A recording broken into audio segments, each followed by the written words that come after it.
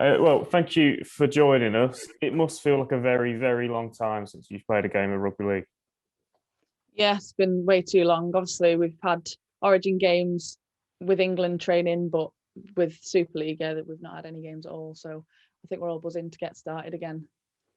There's been a few times as well over the last year and a half where it's looked like the league might come back, or training might start again with clubs, and it hasn't quite happened for various reasons. Just how tough was it in that time where you weren't really sure what was going on to stay focused, I guess, mentally and physically?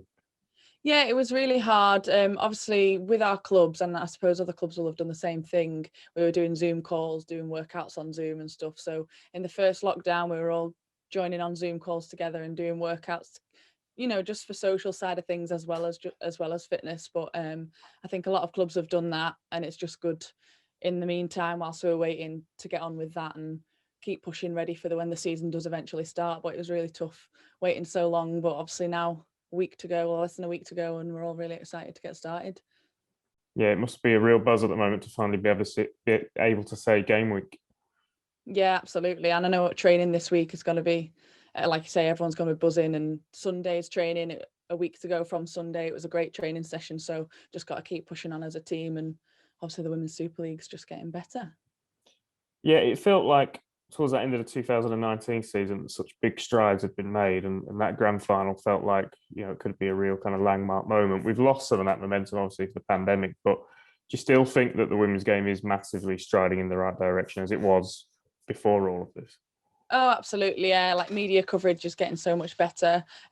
Like you said recently, obviously there's media coverage of the games on Sunday. So that's exciting. And even though people can't be at the games, I think that people watching the games on Twitch, I think will be quite a big audience because people can't be there. So hopefully we'll get numbers watching the games online, and we'll get support behind it that we need. Of course, as well as a World Cup on the horizon this year, October. Just how much more kind of emphasis does that put on this season and determination for people like yourself to perform well and get into that team for a home World Cup? Absolutely. Yeah. And it's not just the girls that are in the performance program. And the England staff are going to be looking at players throughout the season in teams that aren't in the performance program at the moment. So, there's competition with the girls that are in the performance program. You're fighting for your position in that, but also as well, they're going to be looking out for new people coming into the performance program. And it's good to have healthy competition and keep pushing forward, ready for the World Cup. But like you say, it's a good step up for the women's game.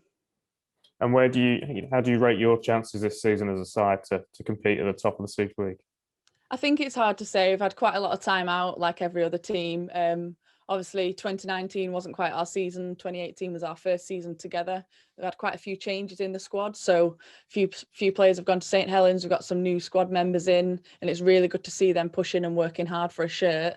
So I think we've just got to wait out and see how the game goes on Sunday, and then we can try and go from there. And after such a long time away, I mean, throughout all of this, we've been waiting for bars and restaurants and hairdressers and shops and stuff like that to reopen. But where on that list for you was playing rugby league? Oh, it's obviously top for me. Rugby is my main priority at the moment, and it will be for a long time. I think I see obviously pubs open yesterday, and you see on social media stories of friends and family. They're at the pubs, sat having a drink. That's a big no-no for me. I'm staying away, just trying to focus on rugby, and I don't want to risk the chances of having to isolate if I've been in contact with anyone with COVID. So I'm staying away from all that at the moment and just sticking to rugby for now. What do you think the feeling will be like Sunday morning on game day? And then when you do step out, do you think it'll be a bit of a wave of emotions after such a long time away? Oh, absolutely. I'm going to be absolutely buzzing, but at the same time, I'm going to be really nervous. I need to make sure I prep well this week, eating right, sleeping well, make sure I'm not overtraining, which sometimes happens quite often. But, we all need to prepare as a team. And I think everyone in the Super League will be doing that this week and making sure the first game's the best one.